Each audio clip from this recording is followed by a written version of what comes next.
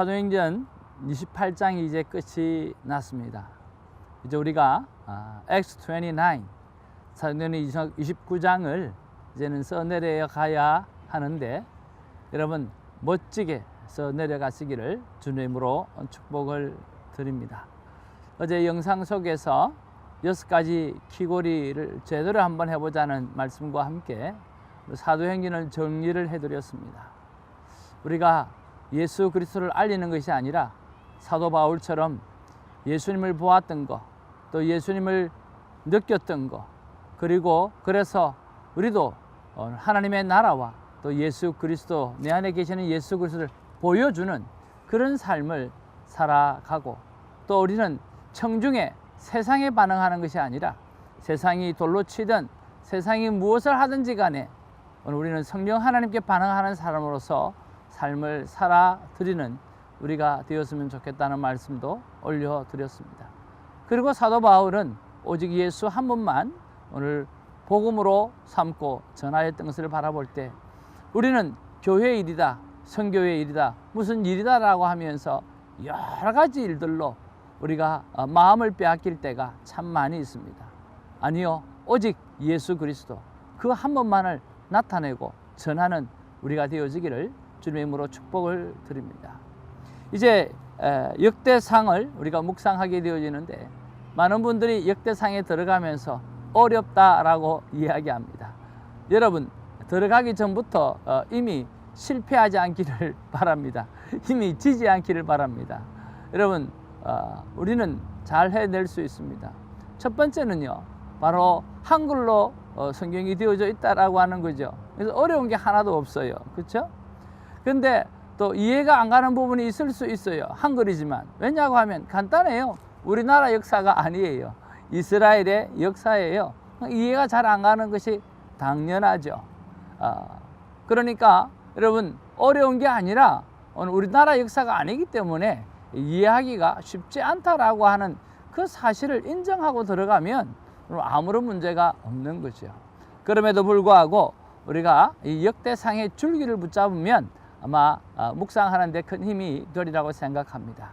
그런 면에서 여러분, 역대상하 성경 괴간을 우리 1966 큐티 선교회에서 더 깊은 묵상 세미나를 할 때 해드렸습니다. 여러분, 유튜브에 들어가셔서 역대상 괴관을 한번 찾아보셔서 여러분 한번 잘 한번 들어보시길 바랍니다. 그리고 이 시간에 잠깐만 우리가 요약을 해보면 우리가 도움이 되지 않겠나 하는 생각이 듭니다. 사무엘 상하와 열왕기 상하, 그리고 역대상과 역대하가 이렇게 같은 내용입니다. 그것이 중복되어져 있는데요. 그렇지만 시대가 다른 거죠. 시대가 다르다고 하는 이야기는 오늘 586년, 즉 이 포로 시기에 쓰여졌던 것이 바로 사무엘 상하, 열왕기 상하예요. 그렇지만 오늘 우리가 보아야 될 이 역대상은 538년 이후에 포로기 이후에 쓰여진 거죠. 그렇다고 보니까 내용도 다르는 거예요. 어떻게 내용이 다르냐고 하면, 사무엘 상하나 열왕기 상하는요, 선지자의 율법이 중심이에요. 그렇게 되어서 너희들이 하나님의 말씀을 제대로 듣지 못했기 때문에 오늘 남과 북이 멸망하게 되어졌다라고 하는 책망을 기록하죠. 그렇지만 역대상은 오늘 포로 시대를 다 살고 난 다음에 다시 예루살렘으로 돌아와서 성전을 재건하는 그런 상황 가운데 있는 백성들을 향해서 이야기하는 것이기 때문에 우리에게 힘을 주시고 우리에게 격려를 주시는 그런 내용이에요. 그리고 이 역대 사무엘 상하 같은 경우에는 이 정치적 중심이에요. 그래서 남과 북의 사건이 모두가 다 기록되어져 있지만, 우리 역대상은 성전 중심의 기록이기 때문에 오늘 제사장적인 그런 것을 중심으로 해서, 또 종교적으로 중심으로 해서 이 내용이 기록되어져 있다라고 하는 거죠. 그래서 이렇게 보시면 됩니다. 사무엘 상하나 역대 상하는 같은 시대를 이야기하지만 이것은 포로가 멸망 시기에 그때 쓰여졌기 때문에 오늘 너희들이 멸망한 이유가 이것 때문이라고 이야기하면서 하나님의 말씀을 지켜야 된다. 하나님의 말씀으로 다시 회복되어져야 된다라고 이야기하는 말씀이라고 한다고 하면 오늘 포로 시기를 다 거치고 나온 다음에 오늘 돌아와서 이제는 다시 하나님의 나라를 세워야 되고 오늘 이스라엘을 하나님 앞에 세워 재건해야 되는데 그 재건할 때 가장 중요한 것이 바로 성전이다. 그 성전이 너무너무 중요하기 때문에 오늘 성전 중심으로 해서 아담 시대 때부터 족보가 이어져 가고 오늘 성전의 가장 중심 핵심 멤버였던 오늘 다윗과 그리고 솔로몬 그리고 모든 왕들의 이야기가 성전하고 연결이 되어지는 이야기를 중심으로 해서 기록되어졌다라고 하는 거죠. 어떤 경우에는 성전을 사랑하고 성전을 위해서 열정적으로 살았던 사람 왕이 있고 또 어떤 사람은 오늘 하나님 앞에 덕죄를 했을 때 오늘 성전에 우상을 둔다든지 아니면 성전의 모든 물건을 다 빼앗기게 만든다든지 하여튼지 간에 성전을 중심으로 해서 이야기가 오고 가는 것들을 기록해 두었다라고 하는 거죠. 그러면 이것을 다 합치면 오늘 역대상은 어떤 이야기일까요? 역대상은 바로 성전 대신 예수 그리스도를 이야기하는 거죠.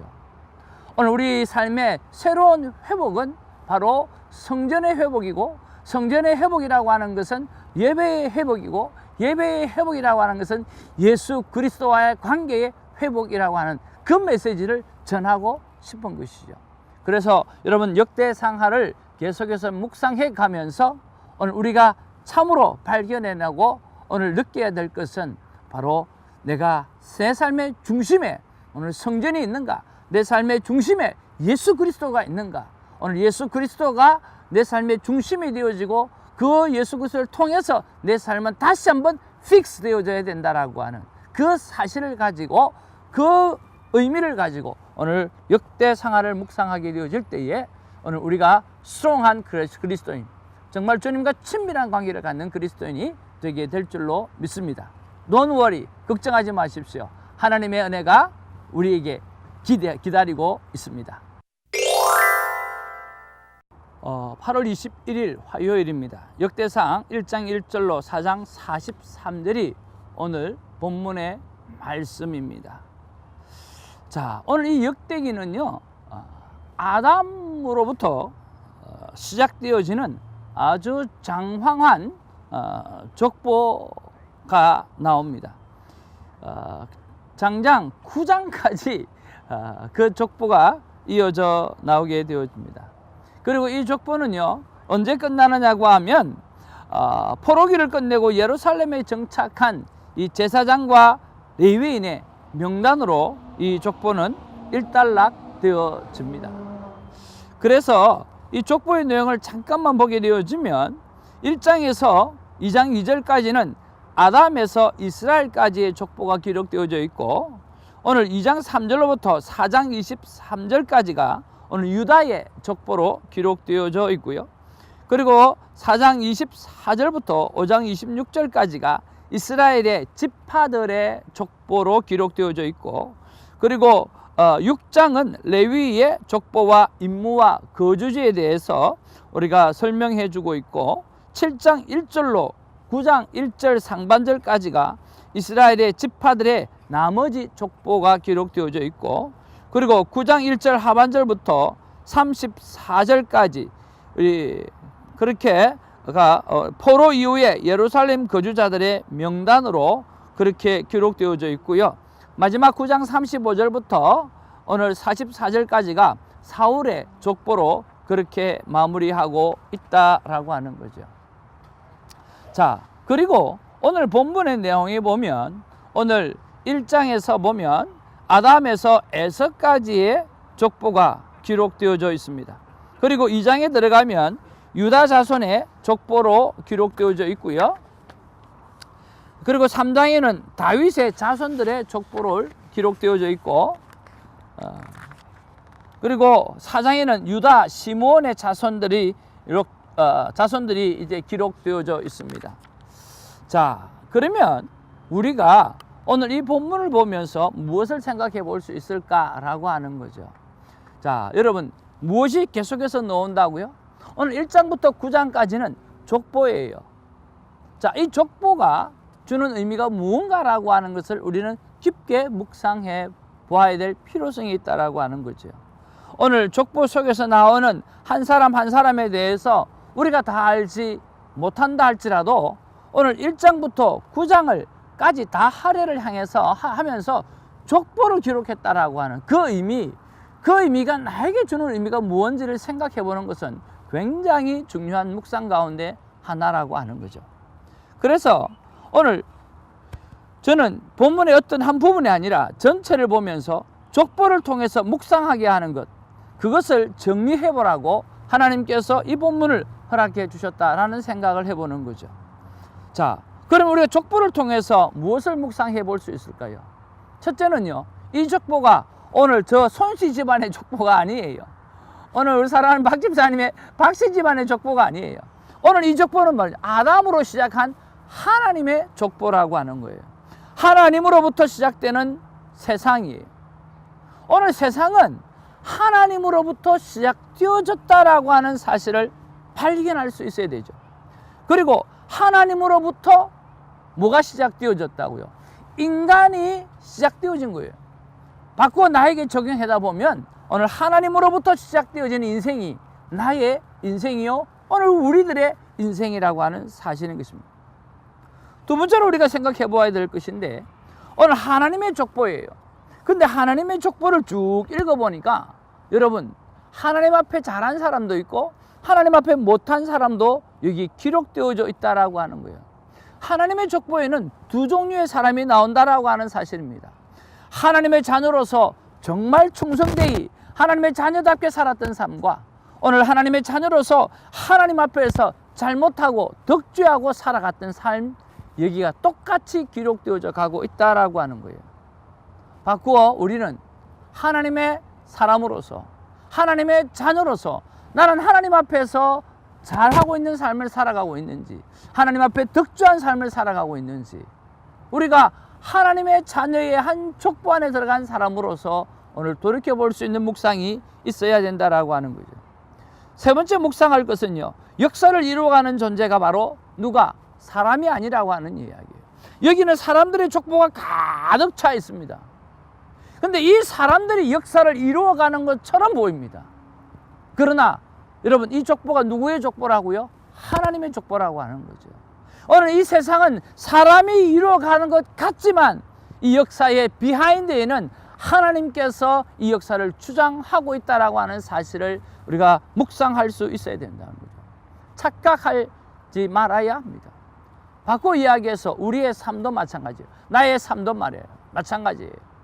내가 철이 들었든 철이 들지 않았든, 신앙이 철이 났든 철이 나지 않았든, 우리가 과거의 삶에 예수를 알았든 몰랐든, 오늘 우리가 걸어왔던 모든 인생의 길이 내가 살아온 길로 생각하고 있지만 no way, 하나님이 behind, 뒤에서 우리의 역사를 주장해 주시고 인도하고 계시고 오늘 이끄시고 있다라고 하는 사실을 오늘 발견할 수 있어야 한다는 거죠.